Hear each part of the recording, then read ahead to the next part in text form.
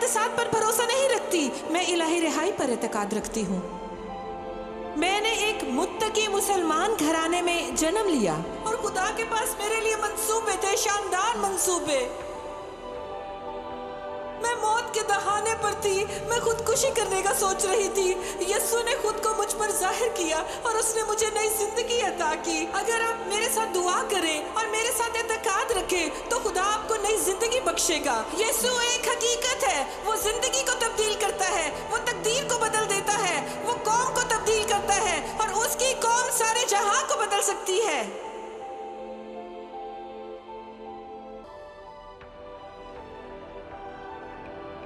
अजीज दोस्तों, पुरजोश सलाम। मेरी जिंदगी पर मुबश्शर बिली ग्राहम का भरपूर असर है। उनकी तालीमात और मुनादी ने मेरी जिंदगी को ऐसे बदला जो बयान से बाहर है। आज मेरे लिए बड़े एजाज और इज्जत की बात है कि हमारे साथ ग्राम खानदान की एक रुकन एन ग्राम लॉर्ड्स मौजूद हैं। खुश आमदीद और मेरे साथ मौजूद होने का शुक्रिया। मुझे आपके कामों से बहुत फ़ायदा हुआ है, खुदा के लोगों से ज़ख्मी होना।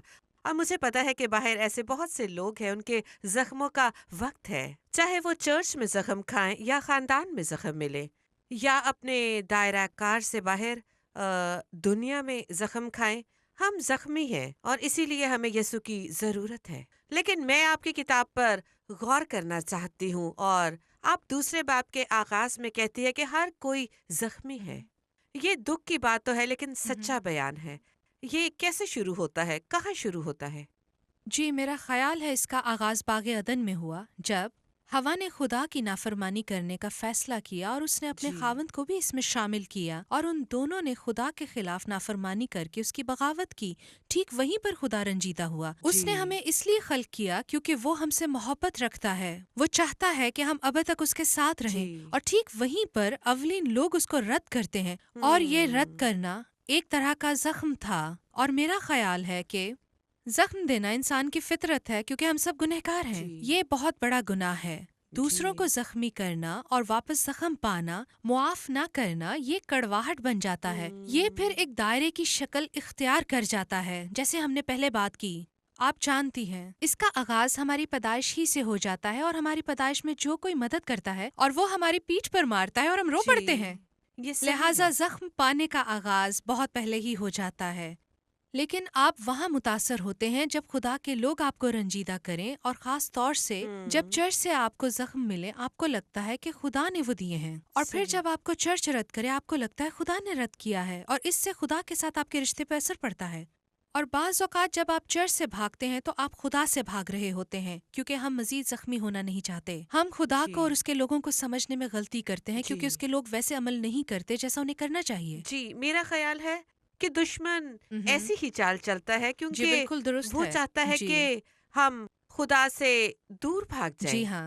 और वो हमारी जिंदगी में उस बहाने को इस्तेमाल करता है। सही। और हम बहुत से लोगों को चर्च से जख्म खाते हुए देखते हैं। आप दुरुस्त फरमाती हैं। वो अपने जख्मों का ताल्लुक खुदा के साथ जोड़ते हैं। वो खुदा पर नाराज होते हैं। उससे खुदा का कोई ताल्लुक नहीं। जख्मी हम एक दूसरे को जख्मी करते हैं। अगर हम उस जख्म को खुद में हरा रखें तो हमारे जख्मों का क्या है? जी, अगर आप अपने जख्मों को ताज़ा ना रखें और उनका तदराक ना करें, उनको बाहर ना निकालें और उन्हें उस रोशनी में ना लाएं जहां वो शिफा याब हो सकते हैं, और शायद वो कभी भी ना जाएं क्योंकि हम उनका दाग लिए फिरते हैं। लेकिन अगर हम उनका तदराक करें तो वो दर्द हमेशा नहीं रहेगा, और अगर हम ऐसा ना करें तो वो पनपते रहेंगे।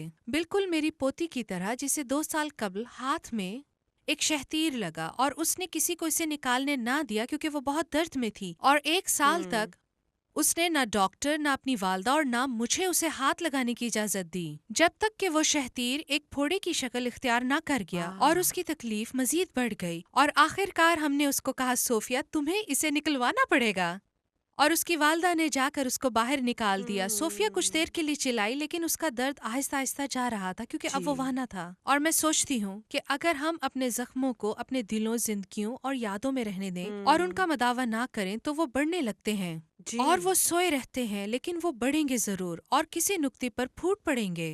یا وہ ہم میں زخم بنیں گے یا بدلے کی روح یا کڑواہٹ پیدا کریں گے، اور ہر اس بات پر اثر ہوگا جس کے لیے کلام کہتا ہے۔ اور یہ بات اچھی ہے، اسی لیے میں نے وہ کتاب لکھی ہے۔ اگر آپ زخمی ہیں تو اسے میز پر نکال کر رکھ دیں، اس کے تعلق سے بات کریں اور بالکل دیکھیں صحیح۔ اگر ہم ان میں سے بعض کا تدراک کریں یا ان سے شفا پائیں یا کم از کم شفا یابی کا سفر شروع کریں۔ بالکل، کیونکہ میں خدا کے لوگوں سے زخمی ہونے والے بہت سے لوگوں کو جانتی جی۔ ہوں، یہاں تک کہ مشرق وسطیٰ کے چرچز میں بہت سے سابق مسلمانوں کو مسیحی ہوتے جی ہوئے بالکل۔ دیکھتی ہوں۔ پھر وہ کہتے ہیں ہم ادھر کیا کر رہے ہیں، وہ اپنے عہدے اور ایمان پر سوال اٹھاتے ہیں، اور میرے خیال میں جیسے آپ نے فرمایا ان کے تدراک کی ضرورت ہے، جی مان بالکل لینا، ایسا ہی ہے۔ انہیں نظر انداز کرنا یا ان کے وجود کا انکار کرنا، کیونکہ یہ ہمیشہ وہی ہوتا ہے۔ صحیح؟ یہ بالکل ٹھیک ہے۔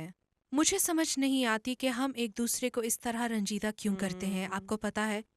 اور آپ نے اس بات کا ذکر بھی کیا کہ دشمن ہمیں تقسیم کرنے خود آتا ہے اور ہمیں ایک دوسرے کے خلاف اکسانے اور الزام لگانے کے لیے تیار کرتا ہے، اور وہ چرچ کو اور ایمانداروں کی جماعت کو تباہ کرنا چاہتا ہے، کیونکہ ہم کمزور ہیں اور وہ آزاد ہے کہ جو چاہے وہ کرے۔ اس سے خدا کا جلال کم ہوتا ہے اور وہ لوگوں کو یسوع کے پاس آنے سے روکتا ہے، کیونکہ خدا کے لوگوں کا رویہ ایسا ہے۔ اس طرح دشمن غالب آتا ہے، اور میرا خیال ہے کہ ہمیں اس سے لڑنا چاہیے، اپنی زندگیوں میں دکھوں کا مداوع کرتے ہوئے، اور دوسروں کو رنجیدہ نہ کریں۔ واو واو، یہ بہت اہم ہے۔ اپنی ساری کتاب میں آپ نے نہ صرف زخمی ہونے بلکہ دوسروں کو زخم دینے کی بھی بات کی ہے، اور آپ نے اس طرح کچھ کہا ہے، زخمی لوگ دوسروں کو زخم دیتے ہیں۔ ہم کیسے نہ جانتے ہوئے دوسروں کو زخمی کرتے ہیں، ہم انہیں کیسے دکھ دے رہے ہوتے ہیں، لیکن ہم صرف اپنے زخموں کو تسلیم کرتے ہیں۔ یہ کیسے ہوتا ہے کہ ہم بھی زخمی کرنے والے ہیں؟ صحیح؟ یہ جاننا میرے لیے آسان ہوگا کہ آپ مجھے کیسے رنجیدہ کرتی ہیں، لیکن مشکل ہوگا کہ میں آپ کو کس طرح رنجیدہ کرتی ہوں۔ کیا ایسا نہیں؟ یہ ایسا ہی ہے۔ اسی لیے یسوع نے پہاڑی واز میں فرمایا کہ پہلے اپنی آنکھ کے شہتیر کو نکالو، تبھی اپنے بھائی کی آنکھ کے تنکے کو نکال سکو گے۔ وہ یہ کہنا چاہ رہا تھا کہ ہم اپنے شہتیر کو نظر انداز کر دیتے ہیں، اپنی آنکھ کے گناہ کو، کیونکہ ہماری توجہ کسی اور کے تنکے پر ہوتی ہے جس سے ہم رنجیدہ ہوتے ہیں۔ اور میرا یہ ایمان ہے کہ خدا ہم پر ظاہر کرتا ہے ہم کیسے دوسروں کو رنجیدہ کرتے ہیں۔ اس لیے داؤد بادشاہ زبور 139 میں کہتا ہے، اے خدا تو مجھے جانچ اور میرے دل کو پہچان، اور دیکھ کہ مجھ میں کوئی بری روش تو نہیں، اور مجھے اپنی راہ میں لے چل۔ لیکن میں نے ایک چیز سیکھی ہے کہ جب ہم رنجیدہ ہوتے ہیں، ہمیں زخم ملتے ہیں، تو بڑی احتیاط کر کے ہمیں اس بات کا خیال رکھنا چاہیے کہ ہم کسی اور کو زخم دینے والے نہ بن جائیں۔ اور میں آپ کو ایک قصہ سناتی ہوں۔ جب میں ایک چھوٹی بچی تھی اور میرے پاس ایک کتا تھا، وہ میرا بہترین دوست تھا، وہ میرے ساتھ ہر جگہ جاتا تھا، ہم ایک ساتھ کھاتے اور سوتے تھے۔ اور آپ کو پتا ہے، ایک دن میں بھاگتے ہوئے آئی اور گاڑی میں چھلانگ لگا کر بیٹھی، اور میرے والد کے ڈرائیور گاڑی چلا رہے تھے، اور مجھے یاد ہے کہ میں اپنے کتے کو، جس کا نام سیڈرک ہے، گھر بھول آئی تھی۔ جیسے ہم جا رہے تھے، میں نے عقبی آئینے سے دیکھا کہ سیڈرک گاڑی کا تعاقب کر رہا ہے۔ بس میں نے ڈرائیور کو کہا کہ گاڑی آہستہ کرے، لیکن اس نے اور تیز کر دی۔ اگلی بات جو میں نے سنی وہ بم بم بم تھی۔ اس نے میرے کتے پر گاڑی چڑھا دی تھی، لہٰذا اس نے گاڑی روکی اور میں باہر کی طرف بھاگی۔ میں اس کو پکڑنا چاہتی تھی، لیکن اس نے میرے ہاتھ پر زور سے کاٹا، اتنی بری طرح سے کاٹا کہ میری ہڈی نظر آ رہی تھی۔ کتا درد سے چیخ رہا تھا اور میں بھی رو رہی تھی۔ میں نے اسے جیکٹ میں لپیٹا اور ویٹنری کے پاس لے گئی، لیکن پھر رات کو میں نے اپنی والدہ سے پوچھا، میرے بہترین دوست نے مجھے کیوں کاٹا؟ وہ بھی اتنی بری طرح سے مجھے زخمی کیا۔ انہوں نے کہا، اس سے فرق نہیں پڑتا اگر جانور 2 پاؤں والا ہو یا 4 پاؤں والا۔ جب ہمیں چوٹ لگتی ہے، ہم واپس چوٹ پہنچاتے ہیں، ہم ایسا ہی کرتے ہیں۔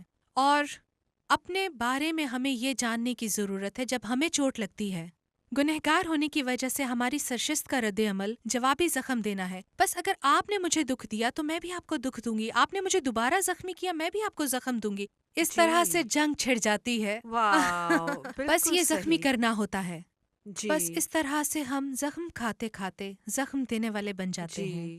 لہٰذا یہ سلسلہ شروع ہو جاتا ہے جب تک ہم اسے نہ روکیں، اور میں ہاجرہ کی کہانی پر اس کی بنیاد رکھتی ہوں، جو کہ پرانے عہد نامے میں ہے۔ اور جب ابراہیم کی بیوی سارہ اس بات سے دکھی تھی کیونکہ اس کی اولاد نہ تھی، ابراہیم اس بات سے دکھی تھا کیونکہ اسے اولاد کی شدید خواہش تھی اور اس کی بیوی بانجھ تھی۔ بس ان کے گھر میں کام کرنے کے لیے یہ مصری لونڈی آتی ہے، اور سارہ اپنے زخموں پر مرہم رکھنے کا سوچتی ہے کہ وہ اس مصری لونڈی کے وسیلہ سے بچہ حاصل کرے گی، لیکن وہ اس کی بابت اپنی لونڈی سے کچھ نہیں پوچھتی۔ وہ بس ابراہیم کو کہتی ہے کہ میں چاہتی ہوں تو میری لونڈی کے پاس جائے اور میں اس کے وسیلہ سے اولاد حاصل کروں۔ ابراہیم نے ایسا ہی کیا۔ اب ہاجرہ جو کہ ایک خادمہ تھی، بیوی بننے سے پہلے ماں بنتی ہے اور گھر کے سربراہ سے حاملہ ہوتی ہے۔ ہاجرہ اب حاملہ ہے، جبکہ سارہ جو بیوی تھی کبھی حاملہ نہ ہوئی تھی، اور ہاجرہ میں غرور سما جاتا ہے کیونکہ اس نے وہ چیز حاصل کر لی تھی جس کو کبھی وہ امیر عورت حاصل نہ کر سکتی تھی۔ جی۔ بس وہ سارہ کو زخم دیتی ہے اور سارہ بھی بدلے میں بدسلوکی کرتی ہے اور ہاجرہ بھاگ جاتی ہے۔ بس یہ بالکل۔ ایک گول دائرے کی طرح گول گول واہ۔ گھومتا رہتا ہے جب تک کہ خدا کہتا ہے ہاجرہ تمہیں اب یہاں رکنا ہوگا، تمہیں جی۔ واپس جا کے سارہ سے معافی مانگنی ہوگی اور اس سے ہار ماننی جی۔ ہوگی۔ یہ ایک بڑی دلچسپ کہانی ہے۔ جی، اس میں یہ میرے ہے۔ لیے اور آپ کے لیے بہت سے اسباق ہیں، جی ہاں، اور میرا ایمان ہے کہ یہ زخم نسلوں تک چلا، نسلوں تک۔ نسلوں تک، اور نسلوں سے بالکل اب درست بھی ہے، ہم دیکھ سکتے بالکل ہیں درست ہے۔ لوگ زخمی ہیں اس فساد کے جی نتیجے ہاں، میں۔ کڑواہٹ، جی غصہ، نفرت، قتل، یہ سب کلچر میں مل کر جی شامل ہاں، ہو گیا ہے، بالکل اسی طرح اور ہے۔ اس کو دیکھنا بڑا اور ہولناک سیاسی ہے۔ طور پر ہم کچھ بھی نہیں کر سکتے، نہ جی۔ واشنگٹن میں، نہ مصر میں، نہ تہران، اور نہ ہی یروشلم میں اس کا کوئی حل نکل سکتا ہے، کیونکہ یہ دل کا معاملہ ہے اور یہ آپ کے کہنے کے بالکل مطابق صحیح۔ نسلوں اور پشتوں سے دیا ہوا ہے۔ یہ نسل در نسل جی۔ معاشرے جی۔ میں ان کی سوچ جی میں ہے۔ ہاں۔ سب کو اس سوچ کو بدلنا ہوگا، دل کو بدلنا ہوگا، اور صرف یسوع ہی ایسا کر سکتا ہے۔ آمین۔ اور جب یسوع آتا ہے وہ معافی اور ہم۔ شفا دیتا ہے، اور وہ جب ایسا کرتا ہے تو یہ حیرت انگیز ہے۔ جی آپ ہاں۔ چاہیں کسی فلسطینی یا یہودی یا فارسی جس سے مرضی ملے، وہ سب ایک دوسرے سے پیار کرتے ہیں۔ جب وہ جی۔ دونوں صلیب کے پاس جاتے ہیں اور معافی کا آمین۔ تجربہ کرتے ہیں تو یہ بہت ہی حیرت انگیز درست، بات ہے۔ درست اور ہے۔ آپ جانتے ہیں، میرا ایمان ہے کہ مستقل طور پر مڈل ایسٹ میں امن نہیں ہو سکتا جب تک کہ امن کا آمین شہزادہ سم کسے آمین۔ قائم نہ جی کرے۔ ہاں، اور میں بھی یہ مانتی ہوں کیونکہ میں ایک جھگڑالو خاندان میں پروان چڑھی، میں بدسلوک گھرانے میں پلی بڑھی، اور ہم کچھ نہیں جانتے، ہم امن کے متعلق کچھ نہیں جانتے، ہم سب زخمی تھے، اور میں اپنے عورت خور باپ اور بدسلوک ماں سے نفرت رکھتی تھی جو ہاجرہ کی طرح ستم رسیدہ تھی، جو کچھ بھی تبدیل نہ کر سکتی تھی۔ میں اسے قابل رحم ہی کہوں گی، اور مجھے اس کے حالات سے نفرت تھی، میں اسے نفرت کرتی تھی، لیکن وہ ماتمی لباس جیسے زخم تھے۔ جب میں ہاں اپنے جی، بزرگوں کو ایسا دیکھتی ہی ہوں تو ہے۔ یہ نسل در نسل چلا، میں دیکھتی ہوں کہ ان زخموں کا کیسا یکساں مجموعہ تھا۔ میں دیکھتی ہوں کہ زخم کس طرح کے تھے، وہ جمع کر رہے تھے ایک نسل سے دوسری نسل تک، اور یہ ہماری میراث جی تھا۔ یہ درست ہے۔ جب تک یسوع نے میری زندگی میں آ کر یہ نہ کہا آج میں اس کا خاتمہ کر رہا ہوں، آج میں تجھے شفا یاب کر رہا ہوں اور تم نئی مخلوق بن رہی ہو، یہ اور زبردست یہ تھا۔ معجزہ ہے، یہ خدا کا بالکل۔ مافوق الفطرت کام ہے، جی۔ یہ ایک معجزہ ہے۔ وہ دل کو بدل سکتا ہے، ذہن کو بدل جی۔ سکتا ہے، اور شاید ہمارے ذہن میں زخموں کے نشان اب تک ہوں، جی۔ لیکن ایک دن جب ہم آسمان پر جائیں گے وہ نہیں رہیں جی، گے۔ کیونکہ کلام لونڈی سے پیدا ہونے کا ذکر کرتا ہے، اور جی، پھر یہ وعدہ درست کی ہے۔ پیدائش جی، بابرکت بالکل خاتون ٹھیک۔ سے، اور میں ہمیشہ کہتی ہوں کہ میں لونڈی سے جی پیدا ہوئی بالکل، تھی، اور اب میں بالکل آپ دوبارہ پیدا ہوئی۔ بابرکت عورت سے پیدا ہوئی ہوں، اور خدا جی اسے ہاں، بدل سکتا ہے جب بالکل ہم ٹھیک، لے پالک بیٹے بالکل، اور بیٹیاں بن جی جاتے ہاں۔ ہیں، وہ بھی خدا کے، ہم۔ یہی پیغام ہم آج دیتے ہیں۔ جب ہم زخمی ہوتے ہیں تو یہ الزام کا کھیل ہوتا ہے، ہم ہمیشہ دوسروں کو الزام دیتے ہیں، اور یہ بہت خطرناک مقام ہے کہ ہم ستم رسیدگی کا رہن یا خاکہ بناتے ہیں، کیونکہ یہ ہمارے مقدر پر اثر رکھتا ہے، یہ ہماری زندگی میں خدا کی رحمتوں کو روکتا ہے۔ پس ہم اسے کیسے چھوڑ سکتے ہیں؟ الزام کا کھیل کیا یہ ماننے یا شفا سے ہوتا ہے؟ الزام لگانے کا کھیل کہاں ختم ہوگا؟ میرے خیال میں ہمیں یسوع کے پہاڑی واس پر رجوع کرنا ہوگا اور ہمیں ان پر توجہ دینی بند کرنی ہوگی اور اس سے منت کریں کہ جی۔ خود پر نظر کرنے میں ہماری مدد کریں، لیکن اگر وہ کبھی نہ مانے جو انہوں نے کیا، اگر وہ کبھی معافی کی درخواست نہ کریں، اور اگر وہ اپنے کیے پر ہماری سوچ سے مخالفت نہ کریں، جی۔ تو پھر ہمیں اپنے احتساب کی ضرورت ہے۔ لہٰذا میرا ٹارگٹ خدا کے ساتھ راست رہنا ہے، نہ صرف اپنے اعمال میں بلکہ اپنے خیالات اور دل میں بھی۔ بس اگر میرے ساتھ ناجائز برتاؤ ہوا اور اگر مجھ پر نا انصافی لادی گئی ہو تو میں کچھ نہیں کر سکتی۔ جو میں جی۔ کر سکتی ہوں وہ میرا رد عمل ہے۔ یعنی دوسروں پر الزام لگانا، کڑواہٹ رکھنا اور معافی نہ دینا۔ کسی نے کہا یہ بالکل ایسے ہے جیسے خود زہر پینا اور دوسرے کی مرنے کی امید رکھنا۔ ایسے ہی ہے۔ اس سے ان پر کوئی اثر نہیں ہوتا لیکن ہم پر اثر ہوتا ہے۔ کسی کے اندر انتقام لینے اور معاف نہ کرنے کی موجودگی سے بڑھ کر اور کچھ برا نہیں ہو سکتا ہے کہ وہ برملا اس کا اقرار نہ کریں، لیکن آپ ان کے چہروں اور دلوں پر دیکھ سکتے ہیں۔ اور یسوع نے فرمایا یا کلام فرماتا ہے کہ کڑواہٹ کی جڑ ہر چیز کو ناپاک کر دیتی ہے۔ بس ہمیں اس کا سدباب کرنا ہوگا ورنہ یہ پلٹ کر آئے گی اور ہم زخمیوں میں سے ہوں گے۔ بس میرا خیال ہے کہ ہم ان پر توجہ نہ کرتے ہوئے اپنے احوال پر غور کریں اور صرف اس بات کو جانیں کہ آخر میں خدا ہی ہے جو ان سب کو سلجھانے والا ہے۔ آپ کو پتا ہے وہ ایسے ہی دیکھتا ہے جیسا انہوں نے کیا ہے۔ شاید وہ بچ نہ سکیں، شاید یہ الزام لگانے کے کھیل کو ختم کرنے کی ایک راہ ہو۔ ہمیں صرف انہیں معاف کرنے کی ضرورت ہے۔ ان کو معاف کرنے کا چناؤ اس لیے نہیں کیونکہ وہ حقدار ہیں، وہ حقدار نہیں، صرف اس لیے یہ خدا کا فرمان ہے۔ جس طرح تمہیں معاف کیا گیا ہے تم بھی معاف کیا کرو۔ اور آپ سوچتے ہیں کہ جس طرح اس نے ہمیں معاف کیا ہر طرح سے، صرف وہی نہیں جو ہم نے قبول کیا بلکہ وہ سب بھی جو ہمارے تحت الشعور میں تھا۔ بس ہمیں ہر چیز سے معافی مل گئی ہے، تو پھر ہم دوسروں کو معاف کرنے سے کیوں کر رک سکتے ہیں؟ آپ کو پتا ہے اگر ہم معاف نہ کریں تو اس سے یہ ظاہر ہوتا ہے کہ ہمیں خدا کے وسیلے معاف کرنے کے تعلق سے بڑی ہلکی سی سمجھ ملی ہے۔ میرے خیال میں یہ دعائے ربانی میں بھی ہے۔ آپ کو پتا ہے ہم دوسروں کو معاف کرتے ہیں اور جس طرح ہمیں بھی معاف کیا گیا ہے۔ اور اگر آپ حقیقی سمجھ رکھتے ہیں، کیونکہ مکمل طور پر خدا کی معافی کو کوئی سمجھ نہیں سکتا، لیکن اگر آپ اس کے معافی کو سمجھیں تو یہ ایک عبادتی عمل بن جاتا ہے۔ آپ کو کسی کو معاف کرنا ہوگا، ان کے لیے نہیں، صرف خدا کی خاطر، کیونکہ یہ اس کی عبادت میں آپ کا اظہار ہے۔ حالانکہ انہوں نے آپ سے معافی نہیں مانگی، ٹھیک ہے، یہ نہیں کہ انہیں کوئی افسوس ہے، یہ ایک مشکل کام ہے کیونکہ ہمیں ایسا کرنے کے لیے خدا سے مافوق الفطرت قوت کی ضرورت ہے۔ اور آپ ٹھیک فرماتی ہیں یہ صرف یسوع مسیح کے وسیلے سے ہو سکتا ہے، اس کی سمجھ رکھنا، لیکن اس کی سمجھ بھی اس کی حکمت سے آتی ہے، صحیح، جو اسے ہمیں دینا ہوگی۔ کیونکہ مجھے اپنے والدین کو معاف کرنے میں کئی برس لگے، جب تک یسوع نے واقعی میرے دل کو چھو کر نہ کہا کہ شروع کرو۔ جی ہاں، آپ جانتی ہیں معاف کرنا ایک فیصلہ ہے، یہ کوئی احساس نہیں۔ بالکل صحیح۔ میرا مطلب ہے آپ کو علم ہے یہ ایک احساس ہو سکتا ہے، لیکن معاف کرنا فیصلہ ہوتا ہے۔ ہم یہ فیصلہ اس لیے کرتے ہیں کیونکہ خدا اس کا حکم دیتا ہے، بس وہ ایک دوسرے کو معاف کرنے کا حکم دیتا ہے۔ پھر یہ فرمان بچا لانے کے قابل ہے اور اس کا انحصار صرف ہماری مرضی پر ہے۔ معاف کرنے سے پہلے ہمیں اپنے جذبات پر قابو پانا ہوگا، پھر ہم اس کا فرمان بچا لا سکتے ہیں۔ وہ ہمارے جذبات کی مناسبت سے ہمیں حکم نہیں دیتا، وہ ہماری مرضی کے مطابق ہمیں حکم دیتا ہے۔ جب وہ فرماتا ہے کہ معاف کرو تو ہم معاف کرنے کا انتخاب کرتے ہیں۔ پہلا یوحنا اس کے 4 باب سے مجھے بہت مدد ملی ہے، جہاں لکھا ہے کہ ہمیں یسوع کی طرح معاف کرنا ہے، اور جس طرح یسوع نے کیا، اس نے فیصلہ کیا اور اس نے اپنی جان کو قربان کر دیا۔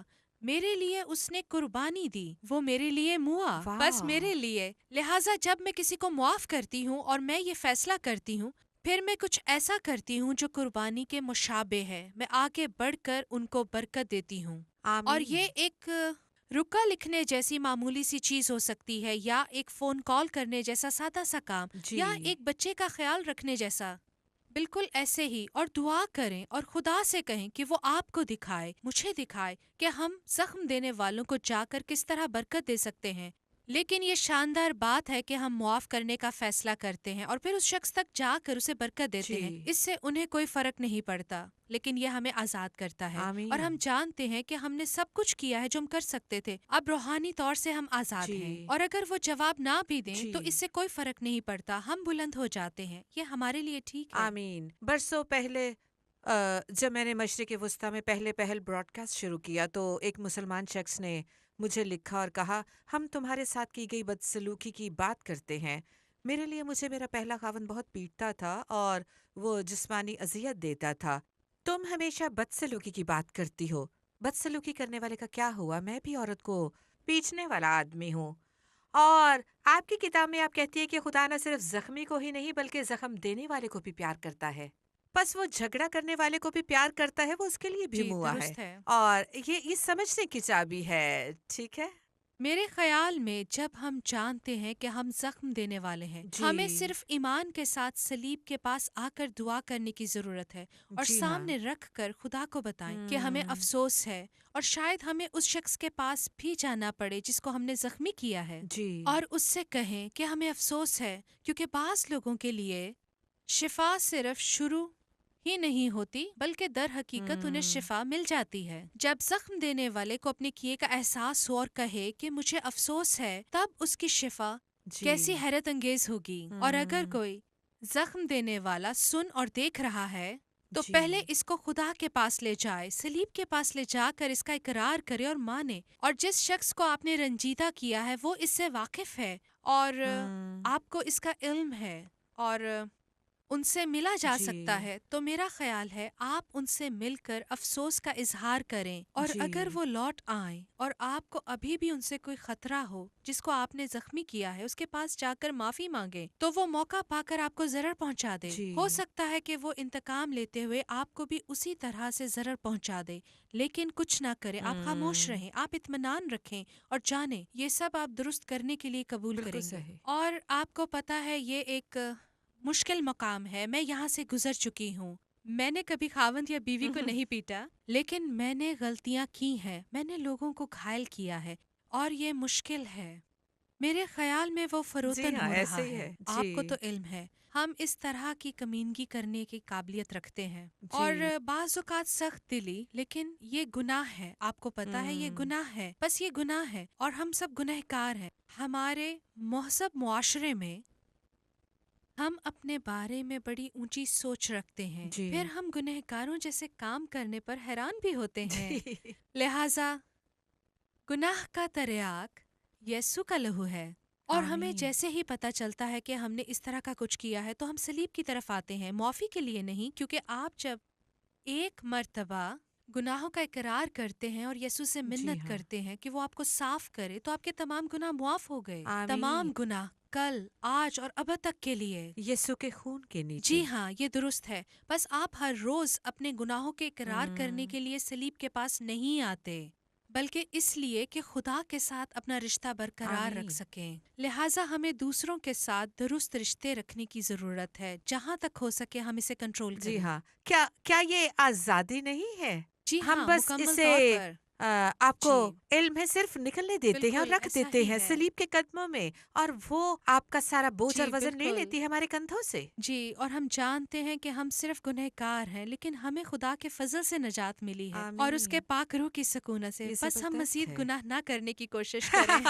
یہ صحیح ہے، خاص طور پر اگر آپ بدسلوکی کرنے والے ہیں، اگر آپ کسی کے لیے جسمانی، ذہنی اور زبانی طور پر ظلم کرنے والے ہیں، تو آج یسوع آپ کو آزادی آفر کر رہا ہے، اور وہ آپ سے نفرت نہیں کرتا، وہ آپ سے ناراض نہیں ہے، وہ آپ کے گناہ سے نفرت رکھتا ہے، وہ آپ کو پیار کرتا ہے، وہ آپ کے صلیب پر موا، اور وہ آپ کو کہہ رہا ہے کہ آج یہ ختم ہو سکتا ہے، آپ آزاد ہو سکتے ہیں۔ بالکل این گرام نے جیسے آپ سے کہا کہ آج آپ صلیب کے پاس آ سکتے ہیں، اور آپ کو پتہ ہے کہ آپ کہہ سکتے ہیں کہ یسوع میں سب تجھے دیتا ہوں، میں چاہتا ہوں کہ میرے دل میں آئے، میں التجا کرتا ہوں کہ تو میرے دل میں آ کر ان تمام معاملات کو سنبھالے اور آج مجھے پاک کر دے۔ یہ بہت خوبصورت ہے۔ کیا آپ ہمیں بتائیں گی کہ جلا وطنی میں چرچ میں آپ کو کیا تجربہ ہوا؟ یہ کیسے ہوا؟ آپ کو پتہ ہے یہ ایک مرتبہ سے زیادہ ہو جی چکا ہے، لیکن جیسے میں نے اپنی کتاب میں لکھا ہے کہ پہلی مرتبہ ایسا ہوا کہ ہم 15 سال سے ایک چرچ کے رکن تھے اور میرے بچے بھی وہیں پیدا ہم، ہوئے اور وہیں پروان چڑھے، اور اس چرچ کے پاسٹر ریٹائر ہو رہے تھے، انہیں نئے پاسٹر کی تلاش تھی، اور میرے شوہر اس نئے پاسٹر کی تلاش کرنے والی جی کمیٹی میں شامل تھے، اور چرچ نے فیصلہ کیا انہیں کمیٹی پر میرے شوہر کا اثر قبول نہیں، انہیں فکر تھی کہ ہم، چرچ پر میرا بہت اثر ہے، کیونکہ میں ایک بہت بڑی بائبل کلاس لے رہی تھی، بس سب سے پہلے انہوں نے اس کلاس کو ختم کیا جو پچھلے 9 سال سے چل رہی تھی، بس انہوں نے اس کلاس کو ختم کر دیا۔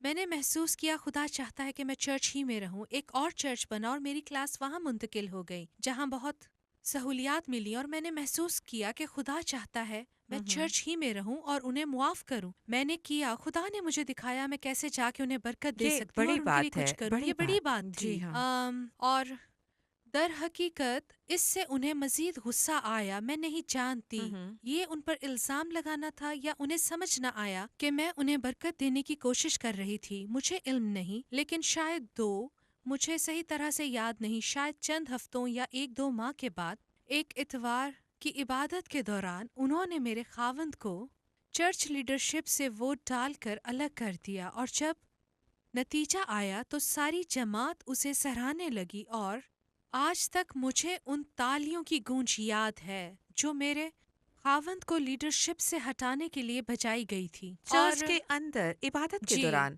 کیا چرچ میں پہلے بھی ایسا ہوا کرتا تھا؟ میں نے ایسا کبھی نہیں دیکھا تھا. واو، یہ تو بالکل آپ کے خلاف وہ سب منصوبے کھڑا کی طرح گیا ہے. تھا. جی ہاں، یہ ایک پلان تھا.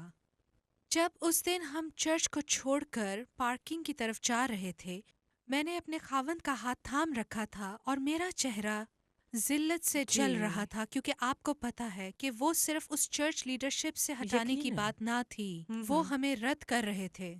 اور اس دن میں نے 2 فیصلے کیے، جن میں سے پہلا تھا خدا اس چرچ جیسا نہیں، اور میں شادمان تھی کہ میرا ایمان اس قدر مضبوط تھا کہ میں نے جانا کہ وہ چرچ خدا کا دھندلا سا عکس دے رہا تھا. بس میں جانتی تھی کہ وہ ایسا نہیں ہے، اور میں نے فیصلہ کیا کہ میں خدا کو ایسا جانوں گی جیسا وہ ہے. اور اس نے کلام کے ذریعے مجھ پر اپنے آپ کو ظاہر کیا. اس نے بالکل بائبل کے ذریعے جیسا وہ ہے یسوع کے وسیلہ سے اپنے آپ کو ظاہر کیا. یسوع نے کہا جس نے مجھے دیکھا اس نے باپ کو دیکھا. بس میں اسے جاننا چاہتی تھی، جس کا مطلب ہے کہ میں نے خود کو بائبل پڑھنے کا پابند کیا، خدا کے ساتھ سچائی کی بنیاد پر رشتہ استوار کرنے میں وقت لگایا، جی، اور وہ خود کو مجھ پر بائبل کے وسیلہ سے ظاہر کر سکے. پھر میں نے چاہا کہ لوگ اسے جانیں، اور اس چرچ کی طرح نہیں، بلکہ میں چاہتی تھی کہ میں لوگوں کو اس کے پاس لا سکوں، اور میں چاہتی تھی کہ لوگ اسے اسی طرح سے جانیں جیسا وہ ہے. بس میں چرچ سے پارکنگ لاٹ جاتے ہوئے اپنی زندگی کو پابند بنانا چاہتی تھی، اور یہ وہ فیصلے تھے جن کو میں خود سے نہیں لے سکتی تھی. لیکن جیسا آپ میں نے نے اس کو کیا تھا. محسوس جی، کیا میں نے تھا. اپنے دل میں یہ فیصلہ کر لیا تھا. اور سب سے مشکل چیز یہ تھی، وہ چرچ، وہاں کی عبادت انوکھی تھی. وہاں پر جس طرح سے لوگ چرچ سے دکھ پاتے تھے، یہ انوکھا نہیں تھا. بہت سے لوگوں کے ساتھ ایسا ہوا ہے، لیکن اس نقطے میں اور میرا شوہر 1 سال کے لیے چرچ سے دور چلے گئے، اور میں اسے جلا وطنی کہتی ہوں. ایک چھوٹا سا گروپ ہمارے گھر پر جمع ہوا کرتا تھا. ہم نے اسے تقسیم نہیں کیا، لیکن یہ وہ لوگ تھے جو ہمارے ساتھ وہاں سے نکلے تھے. لیکن 1 سال کے بعد ہم لوگ مختلف گرجوں میں چلے گئے. لیکن پھر ایک دوسرا موقع آیا جب ہم سب مل کر ایک ہی چرچ میں تھے، اور انہوں نے بلا وجہ ایک نوجوان پاسٹر کو نکال دیا تھا. میرے شوہر وہاں کے بورڈ ممبر تھے اور جانتے تھے کہ کیا ہو رہا ہے. جب انہوں نے اس نوجوان پاسٹر کو نکالا تو ہم بھی اس چرچ کو چھوڑ کر چلے گئے. ہم ایک بار پھر سے جلا وطن ہو گئے، اور اس مرتبہ میں نے فیصلہ کیا کبھی نہ لوٹنے کا. میں نے چرچ کو دیکھا تھا، میں تنگ آ گئی تھی. سیاست، نظام العمل، جس طرح سے لوگ اپنی پوزیشن کو استعمال کرتے ہیں تاکہ اختیار پائیں. میں صرف یسوع کو، میں صرف خدا کو جاننا چاہتی تھی. میں بائبل پڑھنا چاہتی تھی، میں دعا کرنا چاہتی تھی، میں لوگوں کو ایمان پر لانا چاہتی تھی. مجھے اس کی رفاقت پسند ہے، لیکن یہ میری برداشت سے باہر میں تھا. نے بھی یہی کہا تھا. جی ہاں، ایک مرتبہ پھر ہم چرچ سے 1 سال کے لیے نکل آئے، جب تک خدا ہمیں وہاں واپس نہ لے آیا. کیونکہ خدا کو، یسوع کو چرچ سے محبت ہے، یہاں تک کہ بری طرح انتظام چلانے والوں کو بھی.